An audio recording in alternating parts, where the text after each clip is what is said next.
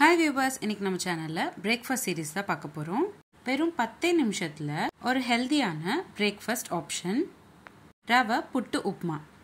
இந்த breakfast option தொட்டுக்க எதுவுமே இல்லைன்னா கூட வெறும்னே அப்படியே சாப்பிட்டுடலாம். உங்க வீட்டில் ராகி அப்படின்னு சொன்னாலே சாப்பிடாதவங்களுக்கு இது ஒரு வாட்டி கண்டிப்பாக கொடுத்து பாருங்க.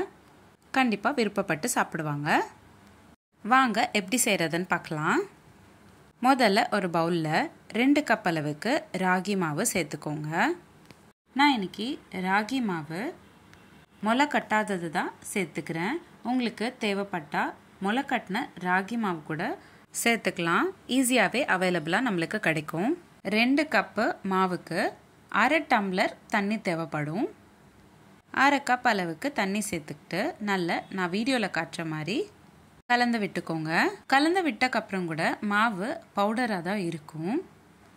அந்த பவுடரை உங்கள் கையால் எடுத்துக்கிட்டு உருண்டை பிடிச்சிங்கன்னா உருண்டையாக வரணும். அதே மாதிரி லேசாக அழுத்தம் கொடுத்தோன்னா உதிரியாக விழுந்துடணும். இதுதான் கரெக்டான பதம். நான் வீடியோவில் காட்டுற மாதிரி நல்லா கலந்து விட்டுக்கிட்டு ஒரு வாட்டி இந்த மாதிரி பண்ணி பாருங்கள்.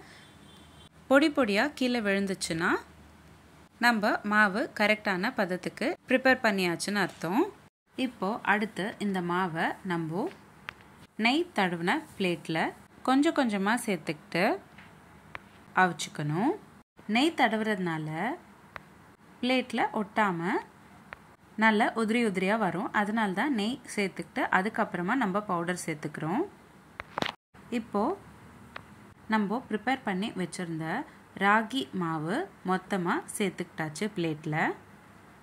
அடுத்து நான் இட்லி பாத்திரத்தில் தான் வேக வச்சுக்கிறேன். இட்லி பாத்திரத்தில் கீழே தண்ணி சேர்த்துக்கிட்டு மூடி போட்டு வேக வச்சுக்கிட்டேன். 10 நிமிஷம் போல் லோ ஃப்ளேமில் ஸ்டீம் பண்ணிக்கிட்டாலே போதுமானதாக இருக்கும். இப்போ அடுத்து ஒரு கடாயில் 30 ml போல் எண்ணெய் சேர்த்துக்கிட்டு கூடவே 1 ஸ்பூன் அளவுக்கு கடுகு, 1 ஸ்பூன் அளவுக்கு உளுத்தம் பருப்பு, 1 ஸ்பூன் அளவுக்கு கடலைப்பருப்பு இது எல்லாத்தையும் சேர்த்துக்கிட்டு கூடவே கொஞ்சமாக கருவேப்பிலை சேர்த்துக்கிட்டு நல்லா வதக்கி விட்டுக்கோங்க. இந்த உப்புமா ப்ரிப்பேர் பண்ணுறதுக்கு உங்களுக்கு என்னென்ன தாளிக்கிறதுக்கு சேர்த்துக்கணும் அப்படின்னு நினைக்கிறீங்களோ இந்த ஸ்டேஜில் நீங்கள் ஆட் பண்ணிக்கலாம். அடுத்து நான் 2 பச்சை மிளகா நல்லா பொடிசாக கட் பண்ணிக்கிட்டு அதையும் சேர்த்துக்கிட்டு நல்லா வதக்கிக்கிறேன். உங்களுக்கு உப்புமா எவ்வளோ காரமாக தேவைப்படுதோ அதுக்கேற்ற மாதிரி நீங்கள் பச்சை மிளகா ஆட் பண்ணிக்கலாம். அடுத்ததாக நான் வேர்க்கடலை சேர்த்துக்கிறேன். கைப்பிடி அளவுக்கு வேர்க்கடலை சேர்த்துக்கிட்டேன். உப்புமாவில் எவ்வளோ க்ரன்ச்சினஸ் தேவைப்படுதோ அதுக்கேற்ற மாதிரி நீங்கள் வேர்க்கடலை ஆட் பண்ணிக்கலாம். தோலோடையும் வேர்க்கடலை சேர்த்துக்கலாம். தோல் நீக்கி விட்டு கூட நீங்கள் வேர்க்கடலை சேர்த்துக்கலாம். நான் இன்றைக்கி தோலோடு தான் வேர்க்கடலை சேர்த்துக்கிறேன். நல்லா 2 நிமிஷம் போல் வதக்கி விடுங்க. பருப்பு எல்லாமே கோல்டன் ப்ரௌன் கலருக்கு மாற வரைக்கும் நல்லா வதக்கிக்கோங்க. இப்போது அடுத்ததாக 2 பெரிய சைஸ் வெங்காயம் நல்லா பொடிசாக கட் பண்ணிக்கிட்டதை சேர்த்துக்கிறேன்.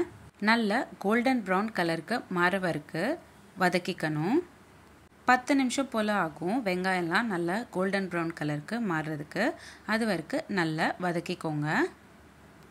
அடுத்ததாக இந்த உப்புமாக்கு தேவையான உப்பு சேர்த்துடலாம். 1 ஸ்பூன் அளவுக்கு உப்பு சேர்த்துக்கோங்க. எப்போவுமே உப்புமா செய்கிறீங்க அப்படின்னா அந்த உப்புமாவில் உப்பு நல்லா தூக்கலாக தான் தெரியணும். அப்போ தான் உப்புமா டேஸ்ட் சுவையாக இருக்கும். அடுத்து 1/4 ஸ்பூன் அளவுக்கு பெருங்காயத்தூள் சேர்த்துக்கிட்டு நல்லா ஒரு வாட்டி கலந்து விட்டுக்கோங்க. வெங்காயம்லாம் நல்லா வதங்குறதுக்குள்ளே ராகி மாவு நல்லா வெந்துடுச்சு. நான் வீடியோவில் காட்டுற மாதிரி உதிரியாக தான் இருக்கும். வெந்தக்கப்புறமும் கூட பொறுமையாக ஒரு வாட்டி நல்லா கலந்து விட்டுக்கோங்க. ராகி மாவு கலர் லேசாக மாறி இருக்கும்.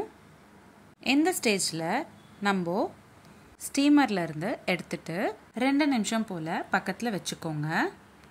அதுக்குள்ளே அடுத்து நம்ம வதக்கி வச்சுருக்கிற வெங்காயத்தில் 1/2 மூடி அளவுக்கு துருவின தேங்காய் சேர்த்துக்கலாம். உங்களுக்கு எந்த அளவுக்கு துருவின தேங்காய் சேர்த்துக்கணும் அப்படின்னு நினச்சிங்களோ அந்த அளவுக்கு துருவின தேங்காய் உப்புமாக்கு சேர்த்துக்கலாம். நான் இன்றைக்கி 1/2 மூடி அளவுக்கு துருவின தேங்காய் சேர்த்துக்கிட்டேன். 2 நிமிஷம் போல் நல்லா வதக்கி விட்டுக்கோங்க. அதுக்கப்புறம் நம்ம வேக வச்சிருக்கிற ராகி மாவு சேர்த்துக்கோங்க. கொஞ்சம் கொஞ்சமாக வீடியோவில் காட்டுற மாதிரி சேர்த்துக்கணும். நல்ல ஒரு வாட்டி கலந்து விட்டுக்கோங்க. அதுக்கப்புறம் 2 நிமிஷம் போல் வேக வச்சுக்கணும். மறுபடியும் ஒரு வாட்டி நல்லா கலந்து விட்டுட்டு சர்விங் பிளேட்க்கு மாற்றிக்கலாம். அவ்வளோதான். ரொம்ப சுவையாக இருக்கக்கூடிய, அதே சமயம் ஹெல்த்தியாகவும் இருக்கக்கூடிய ராகி புட்டு உப்புமா ரெடி ஆகிடும். டெக்கரேட்டிவ் பர்பஸ்க்காக லாஸ்டில் கொஞ்சமாக கொத்தமல்லியும் சேர்த்துக்கிறேன். கைப்பிடி அளவுக்கு கொத்தமல்லி நல்லா பொடிசாக கட் பண்ணிக்கிட்டு சேர்த்துக்கிறேன். கொத்தமல்லி ஆப்ஷனல் தான். உங்களுக்கு தேவைப்பட்டால் நீங்கள் சேர்த்துக்கலாம், இல்லைனாலும் நீங்கள் ஸ்கிப் பண்ணிக்கலாம். நல்லா ஒரு வாட்டி கலந்து விட்டுட்டு அதுக்கப்புறமா நீங்கள் சர்விங் பிளேட்க்கு ட்ரான்ஸ்ஃபர் பண்ணிக்கோங்க. இந்த ரெசிபி எப்படி இருந்ததுன்னு எனக்கு கமெண்ட் பாக்ஸில் கமெண்ட் பண்ணுங்கள். உங்கள் வீட்டில் நீங்கள் இந்த ரெசிபி ட்ரை பண்ணிங்கன்னா எப்படி வந்துச்சுன்னு எனக்கு கமெண்ட் பாக்ஸில் கமெண்ட் பண்ணுங்கள். உங்களுக்கு இந்த வீடியோ பிடிச்சிருந்தா லைக் பண்ணுங்கள், ஷேர் பண்ணுங்கள். இதே மாதிரி டெய்லி ஒரு ரெசிபி பார்க்குறதுக்கு என்னோடய சேனல் சப்ஸ்கிரைப் பண்ணிக்கோங்க. இந்த மாதிரி நிறைய சீரீஸ் நம்மளோட சேனலில் போஸ்ட் பண்ணியிருக்கோம். லிங்க்ஸ் எல்லாமே நான் உங்களுக்கு டிஸ்கிரிப்ஷன் பாக்ஸில் ஷேர் பண்ணுறேன். கண்டிப்பாக செக் பண்ணி பாருங்கள். இந்த வீடியோ எப்படி இருந்ததுன்னு எனக்கு கமெண்ட் பாக்ஸில் கமெண்ட் பண்ணுங்கள். மீண்டும் சந்திப்போம் ஒரு சுவையான ரெசிபியுடன். தேங்க்யூ.